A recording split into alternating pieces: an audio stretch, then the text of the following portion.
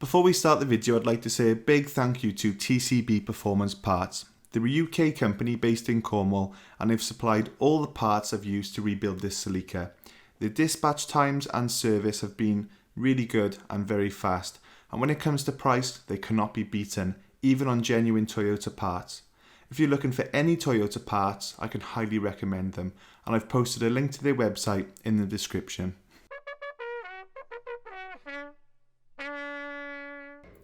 Hi guys, welcome back to another video. Today we're going to be working on the Celica GT4. It's been a little while since I've worked on the car. I've given the Evo 10 some attention. The Evo's at the front of the garage. There's the Celica here. So yeah, back onto the Celica today.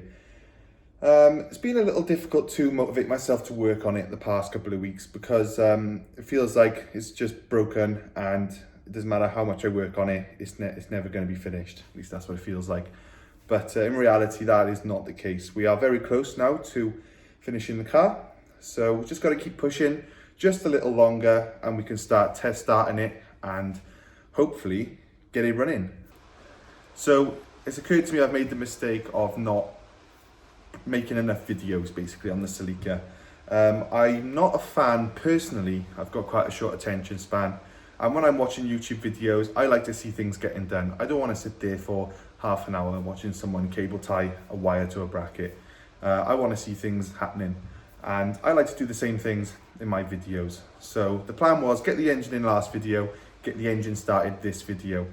But although that's the content I like to see, I've had a few comments of people who want to see, you know, the more mundane things, the miscellaneous jobs that sort of happen around fitting this engine. So that's what we're going to do today. Just some little odd jobs, and yeah, we'll slowly work towards starting it. So let's turn the camera around. The Celica's on all four wheels. We're going to have to raise the front back up onto axle stands again, and then I can then get into the car, get in the engine bay and do what I have to do. So that's the first thing. Let's do it. So due to the body kit on the car and the fact the tyres are a bit flat, it's lowered and all the rest of it, I cannot get the jack under there. So we're having to go from the front all the way to the back. It's a low profile jack. And then we're going to jack it off the some of the subframe jacking points.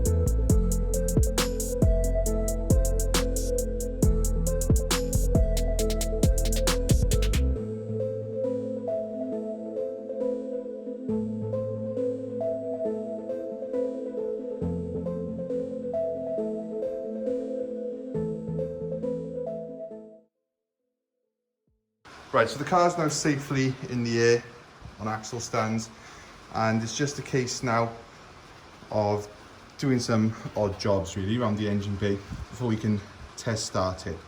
Now to test start it, we don't need the alternator, we don't need power steering, we don't need the auxiliary belt on, we don't need water cooling system to be working. All we need is the oil system to be plumbed in and an exhaust just to start it up for a minute or so. It's never going to overheat in that amount of time.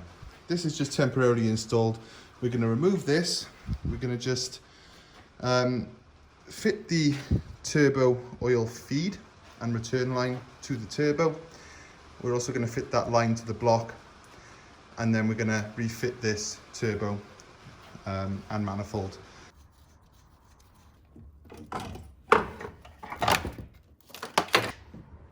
So this is the bolt I was waiting for from Paul. He sorted me out with a replacement, a brand new replacement. But unfortunately, well, I suppose not unfortunately, I found the old one that I was basically looking for. It was hidden away under some masking tape. So I don't actually need the new bolt. But anyway, we're going to fit a copper washer The copper wash is going to go on top and underneath, and then it's going to go into the block here, like so.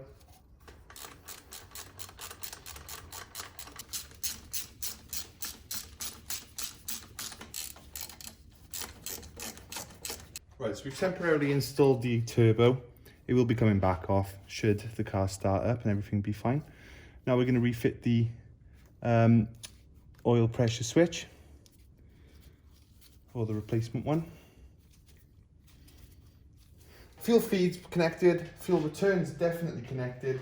I figured out why. I've been trying to crank it for a little while. I figured out why it would not crank, and it's because the immobilizer was activating, and you have to click a button on here. So plan is crank it over. I don't think it's going to start. If it does start though, I'll have to run out with the phone and the lights on, and then try and find out if there's any fuel leaks, oil leaks, and if there's not, then that's a massively, awesome sign, and we can sort of work on the cooling system and other bits and bobs.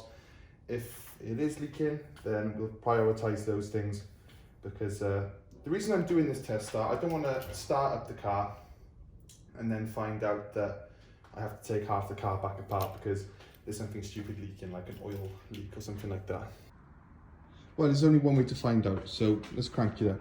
Go on in, just crank it for 4 seconds.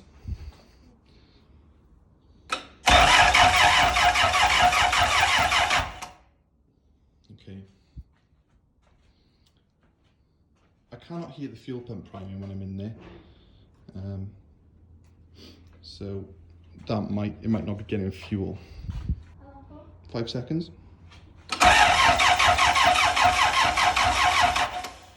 Try again.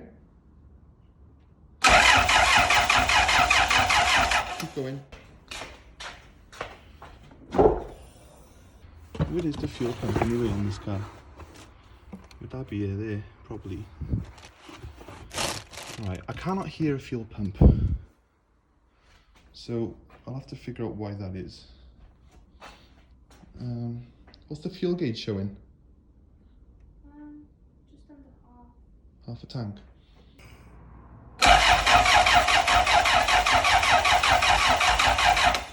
Right, we'll have to do a bit of further research on this, but it's definitely made progress for today. So we got to crank it over. There's no oil leaks, there's no fuel leaks. I did crank it over, but I cannot hear a fuel pump. So it's getting a bit late now. It's quite cold in the garage. I haven't really spent that long, but I did start quite late on the car. So tomorrow I've got a half day at work, so I got quite a late start. I'm going to diagnose if the fuel pump's even priming, and if it's not turning on when the ignition comes on, then I'll have to figure out why that is. Progress for today. Fit the turbo, fit the oil feed and returns, fit the oil pressure switch so there's no leaks, which is just enough really to, like I said, crank the car up without it sort of squirting oil everywhere. And oh, I realised why it wouldn't crank. I thought my starter motor was gone originally, but obviously I shorted out the solenoid, realised it wasn't gone, but it turns out to be the immobilizer. I forgot these cars even have one, so I had to press a button when the ignition's on, turns the immobilizer off, and then I can start it. So yeah, progress, nothing too entertaining, but hopefully in the next video we'll get it started. So thanks for watching, hopefully you've enjoyed it, and I'll see you in the next one. Cheers guys.